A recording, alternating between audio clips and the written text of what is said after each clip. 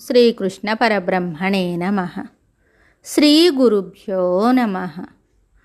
శ్రీమద్భాగవత సంగ్రహము తృతీయ స్కందము. తత్వజ్ఞానము.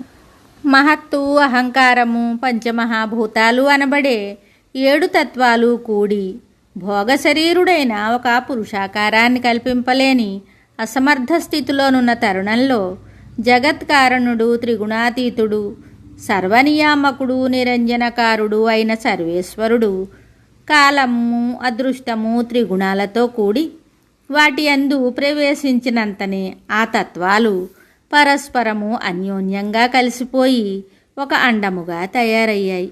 ఆ అండానికి ఒక అధిష్టాన దైవము లేకపోవటం చేత అది అచేతనముగా ఉండిపోయింది. ఆ అండములో మహత్తరమైన శక్తితో విరాట్ పురుషుడు సంభవించాడు. ఆ అండాన్ని పొదువుకొని పృథివీ, దాని చుట్టూ జలము, దాని చుట్టూ తేజస్సు, దాని చుట్టూ వాయువు, దాని చుట్టూ ఆకాశము, దాని చుట్టూ అహంకారము, దాని చుట్టూ మహత్తు, ఒకదానికంటే దానిపైది 10 రెట్లు పెద్దదిగా ఆవరించినవి. జలములో తేలియాడుతున్న ఆ బంగారు అండములో పంకజోదరుని పద్మనాభుని రూపము విలసిల్లుతుంది. మహానుభావుడు, దేవదేవుడు, శ్రీహరి, విశ్వవిజేత అయిన నారాయణుడు ఆ అండములో ప్రవేశించి ఆ బ్రహ్మాండాన్ని ఛేదించగా అందులో నుంచి విరాట్ పురుషుడు దివ్య తేజస్సుతో ఆవిర్భవించాడు. ఆ విరాట్ పురుషుని ముఖము నుండి వాణి, అగ్ని పుట్టాయి. ముక్కు నుండి ప్రాణాలు, ఘ్రాణేంద్రియము వచ్చాయి. ప్రాణవాయువు వలన కన్నులందు సూర్యుడు ప్రభవించారు.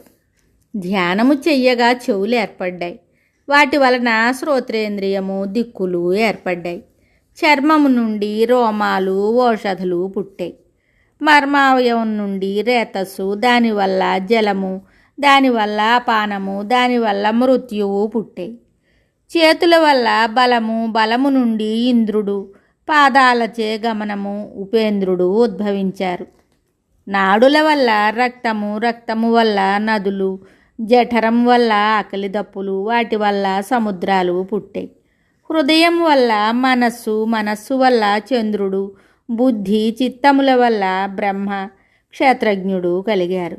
ఈ విధంగా ఆ అండము నుండి సృష్టికారకుడైన పురుషుడు పుట్టాడు.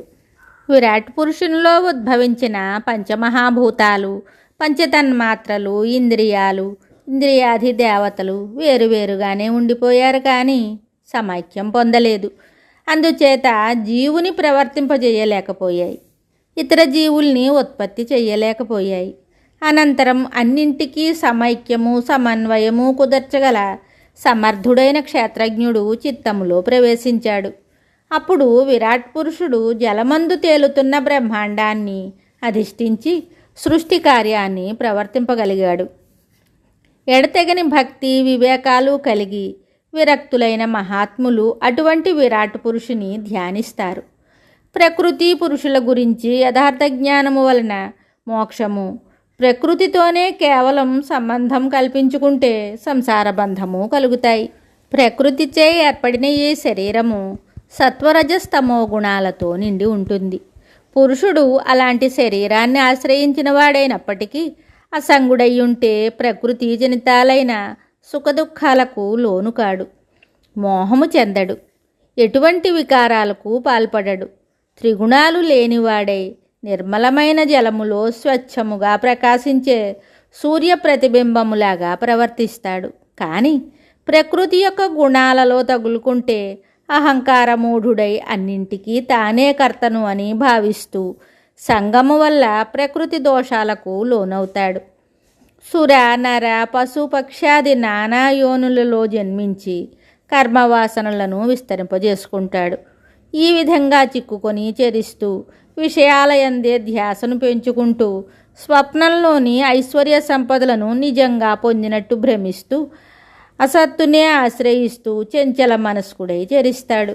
అందుచేత మోక్షము కాంక్షించేవాడు విషయ సుఖాలయందు విరక్తుడై యమనియమాదులచే మనస్సును అదుపులో ఉంచుకొని యోగాభ్యాసం చేస్తూ అనన్య భక్తిని పెంచుకోవాలి. నా సత్యస్వరూపాన్ని తెలుసుకోవాలి.